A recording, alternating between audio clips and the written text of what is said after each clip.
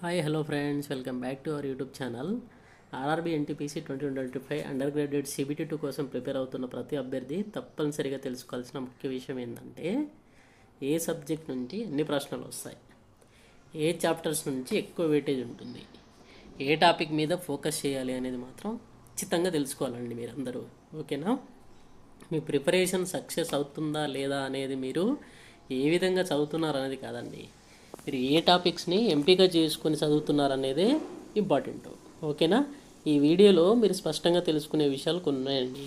అవి ఏంటి అంటే subject wise weightage, chapter wise marks distribution, priority ఇవ్వాల్సిన చాప్టర్స్ ఏంటివి, ప్రీవియస్ పేపర్స్ ఆధారంగా నేను అనాలిసిస్ చేశానండి. ఓకేనా? మీరు ఇంకా వేరే టెన్షన్ ఏం పెట్టుకోవాల్సిన అవసరం లేదు. నేను చెప్పిన చాప్టర్లు కనుక మీరు ప్రిపేర్ అయితే మీరు సెలక్షన్ ఛాన్సెస్ అనేది చాలా ఎక్కువగా ఉంటుందండి. నేను చెప్పిన ఈ సిలబస్ కనుక మీరు ఫాలో అయితే సెలక్షన్ ఛాన్సెస్ అనేది ఎక్కువ ఉంటుందండి. ఈ విషయం తెలియక చాలామంది ఏం చేశారంటే ఎక్కువగా అంటే స్కోర్ ఎక్కువ సబ్జెక్టులు ఎన్ని ఉంటాయి కదా, వెయిటేజ్ ఎక్కువ లేని సబ్జెక్ట్స్ ఉంటాయి, చాప్టర్స్ ఉంటాయి కదా, దాని మీద ఫోకస్ చేసి టైం వేస్ట్ చేసుకుంటూ ఉంటారు. సో మీరు ఇలాంటి మిస్టేక్ మీరు చేయొద్దు, ఇలాంటి టైం వేస్ట్ మీరు చేయకూడదనే విషయంతో నేను ఈ వీడియో చేస్తున్నానండి. ఓకేనా? మీరు జాబ్ కావాలనుకుంటే మాత్రం ఈ వీడియోను చివరి వరకు చూడండి. ఓకేనా? ఈ వీడియో చూస్తే మీకు కంపల్సరీ మీ సిలబస్ మీద ఒక క్లారిటీ అనేది వస్తుంది.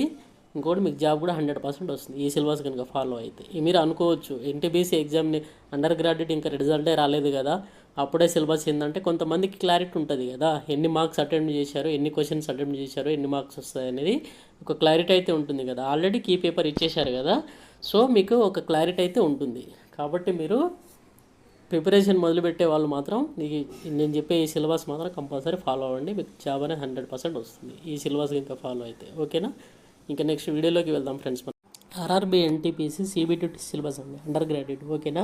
ఇప్పుడు మెథమెటిక్స్ కనుక ఇందులో మామూలుగా ఎగ్జామ్ ప్యాటర్న్ కనుక చూసుకుంటే mathematics or arithmetic 35 questions 35 marks అండి, reasoning 35 questions 35 marks, general awareness 50 questions 50 marks. ఓకేనా? దీంట్లో వెయిటేజ్ వచ్చేసి జనరల్ అవేర్నెస్ ఉంది. ఓకేనా?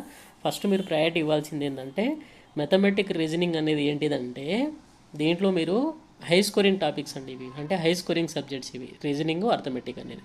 ఎందుకంటే ఏం ట్రై చేసినా కానీ ఉన్న మోడలే ఇచ్చేస్తూ ఉంటాడు. ఓకేనా? మీరు ఇప్పుడు అదే జనరల్ అవేర్నెస్ కనుక చూసుకుంటే అది పెద్ద సముద్రం అండి. అందులో ఎక్కడి నుంచి చాప్టర్స్ వస్తాయి, ఎక్కడి నుంచి క్వశ్చన్స్ వస్తాయి, ఏందని ఏ చాప్టర్ నుంచి వస్తుంది అనేది ఎవరు ఎక్స్పెక్ట్ చేయలేము మనం. కాకపోతే నేను ఒక ప్రీవియస్ పేపర్లో కొన్ని క్లారిఫికేషన్ తీసుకొని ఇట్లా అరేంజ్ మీకు ఒక వీడియో రూపంలో వేస్తే మీకు బాగుంటుంది, మీకు హెల్ప్ అవుతుందనే ఉద్దేశంతో చేశాను నేను. దాంట్లో ఆ చాప్టర్స్ కనుక ప్రిపేర్ అయితే మీకు మంచి స్కోర్ అనేది కనీసం 50కి కనీసం 30 to 40 మార్క్స్ మధ్య అనేది స్కోర్ చేయొచ్చండి మీరు. ఓకేనా? ఇదండి. ఇప్పుడు కనుక మెథమెటిక్స్లో కనుక చూసుకుంటే మనకు నెంబర్ సిస్టమ్ అండి. నెంబర్ సిస్టంలో మీకు 4 to 5 క్వశ్చన్స్ అనేది ఈజీగా వస్తుందండి మీకు. ఓకేనా?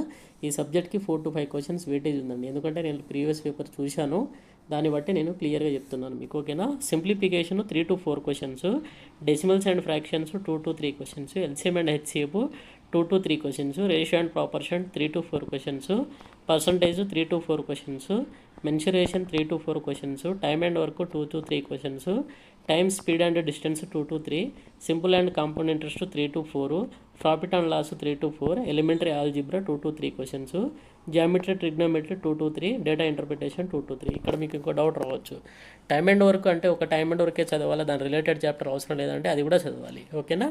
దాని రిలేటెడ్ కాబట్టి దానికి స్పెసిఫిక్గా ఏం పెట్టలేదు నేను, కాబట్టి మీరు దాని రిలేటెడ్ ఏమేమి ఉంటాయో బోర్డ్స్ అండ్ స్ట్రీమ్స్ అవి ఉంటుంది కదా, అవి కంపల్సరీ మీరు చదువుకోవాల్సింది.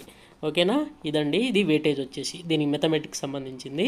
ఇంకా రీజనింగ్ కనుక చూసుకుంటే మనకి రీజనింగ్లో 35 క్వశ్చన్స్ 35 మార్క్స్. రీజనింగ్ కనుక చూసుకుంటే అనాలజిస్ నుంచి 4 to 5 క్వశ్చన్స్ అనేది వస్తుందండి.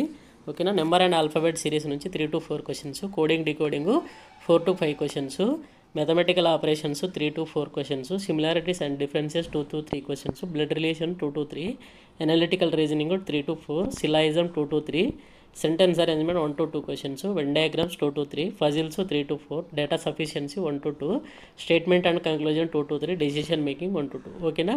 ఇవ్వండి రీజనింగ్ సంబంధించింది. మీరు ఏం చేయండి అంటే రీజనింగ్లో ఎక్కువ ఫోకస్ చేయండి, ఎందుకంటే ఇవి కొంచెం లాజికల్గా ఉంటుంది, మీకు చాలా ఈజీగా అర్థమైపోతుంది, స్కోరింగ్ కూడా ఎక్కువ అవ్వడానికి హోప్ ఉన్న సబ్జెక్ట్స్ అండి ఇవన్నీ. ఓకేనా. ఇప్పుడు for example blood relation 2 to 3 questions ఇచ్చారనుకోండి, మీకు అందులో 3కి 3 వచ్చేసేయాలండి. ఓకేనా. అట్లా విధంగా చదువుకోవాలి మీకు. ఓకేనా. ఇదండి రీజనింగ్ అయితే ఇవి. ఓకేనా. రీజనింగ్ ఎంత బాగా పర్ఫెక్ట్గా ఉంటే మీకు అంత యూజ్ అవుతుందండి. ఓకేనా. ఇక నెక్స్ట్ మనము జనరల్ అవేర్నెస్ కనుక చూసుకుంటే 50 క్వశ్చన్స్ 50 మార్క్స్ అనేది ఉంటుందండి. ఓకేనా. 50 క్వశ్చన్స్ 50 మార్క్స్. అందులో కరెంట్ అఫైర్స్ 12 to 15 క్వశ్చన్స్ వస్తుందండి. ఎందుకంటే నేను ప్రీవియస్ పేపర్లో చూసా కాబట్టి కన్ఫామ్గా చెప్తున్నా మీకు. Current affairs 12 to 15 questions, history నుంచి 6 to 8 క్వశ్చన్స్, దాంట్లో ఫ్రీడమ్ మూమెంట్స్ ఇండియా అని ఉంటుంది కదా, అక్కడ నుంచి ఎక్కువ టాపిక్స్ ఎక్కువ క్వశ్చన్స్ వచ్చే ఆస్కారం అనేది ఎక్కువ ఉంది. ఓకేనా. Geography India and world 4 to 5 questions, polity 3 to 4 questions, Indian economy 3 to 4 questions, general science 8 to 10 questions, art culture literature నుంచి 2 to 3 questions, monuments and places of India 1 to 2 questions, scientific and technology 1 to 2 questions, scientific and technology 3 to 4 questions, ఈవెన్ and important world organisations ఉంటుంది కదా, ఈవెన్ఓస్ తర్వాత ఇవన్నీ ఉంటుంది కదా, దాంట్లో నుంచి కనీసం 1 to 2 క్వశ్చన్స్ అనేది వస్తుంది. ఎన్వైరన్మెంటల్ ఇష్యూస్ నుంచి 1 to 2 questions, basics of computers నుంచి 3 to 4 క్వశ్చన్స్ అనేది వస్తుంది. Famous personalities 2 to 3 questions, static GK నుంచి 7 to 9 క్వశ్చన్స్ అనేది వస్తుందండి. ఓకేనా. ఇదంతా ఇంటర్మీడియట్ లెవెల్ కాబట్టి ఇంటర్మీడియట్ లెవెల్లో మీకు క్వశ్చన్ పేపర్ అనేది ఉంటుంది. ఓకేనా.